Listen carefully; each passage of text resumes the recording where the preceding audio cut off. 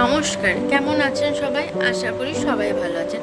আমিও বেশ ভালো আছি। আজকে আবার একটা অন্যরকম ভিডিও নিয়ে চলে এসেছি আমি আপনাদের সামনে। এই রকম ভিডিও হয়তো আমার চ্যানেলে আগে কখনো দেখেননি, এই ফার্স্ট টাইম দেখতে চলেছেন। সেটা হচ্ছে রাস্তার ধারে যে স্ট্রিট ফুডগুলো হয়, সেই স্ট্রিট ফুডের রিভিউ দেবো আজকে।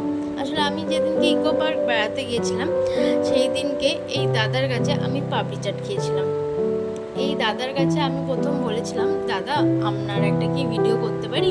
তো দাদা এত খুশি হয়েছিল, একদম সলজ্জ মুখে আমাকে বলেছিল, হ্যাঁ দিদি অবশ্যই করো। আমি বলছি, আপনার কি ফেসটা দেখাবো না দেখাবো না? বলছে না না দেখাও, অবশ্যই দেখাও। তারপর দাদা এত জলি ছিল এবং এত মিশুকে ছিল, এত খুশি ছিল।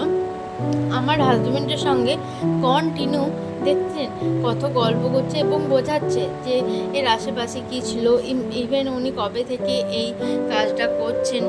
ভীষণ ভালো একটা ছেলে। এবং এই পাপড়ি চাটের যে রেসিপিটা বানাচ্ছে সেটা একদম অসম্ভব টেস্ট হয়েছিল। প্রথমে একটা চটপটি বানিয়ে নিয়েছিল, তার মধ্যে শসা, পেঁয়াজ, গাজর, সিদ্ধ আলু আর তেঁতুল জল, টক মিষ্টি একটা চাটনি আর একদম মিষ্টি একটা চাটনি, আর নানান রকম সিক্রেট মশলা, চানাচুর, ভুজিয়া, ঝুরি ভাজা টাইপের দিয়ে প্রথমে একটা মিক্সআপ বানিয়ে নিচ্ছে।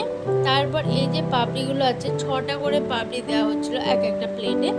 তো পাপড়িগুলো দিয়ে ওপর থেকে একটুখানি মিষ্টি চাটনি দেওয়া হচ্ছে। আর তারপরে এই যে মিক্সচারটা বানিয়েছিল, মানে যে চটপটিটা বানিয়েছিল, সেটা এর ওপরে ঢেলে দেওয়া হচ্ছে। আর তার ওপর থেকে একদম টক দই একটু দেওয়া হচ্ছে।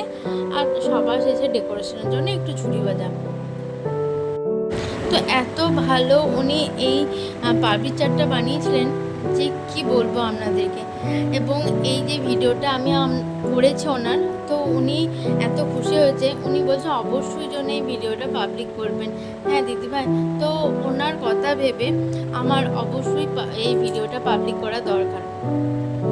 আর আমাদের সবারই উচিত এই হার্ডওয়ার্কিং দাদাদের পাশে থাকা, এবং তাদের যদি ভিডিও করা থাকে তাহলে অবশ্যই সেটাকে পোস্ট করা, তাই নয় কি?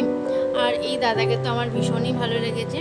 তো আপনাদের আজকের এই গল্পটা, তার সঙ্গে এই পাপড়ি চাটের ভিডিওটা কেমন লাগলো সেটা একটু জানাবেন। কার কার জিভে জল আসছে এই পাপড়ি চাটটা দেখে একটু বলুন তো দেখি।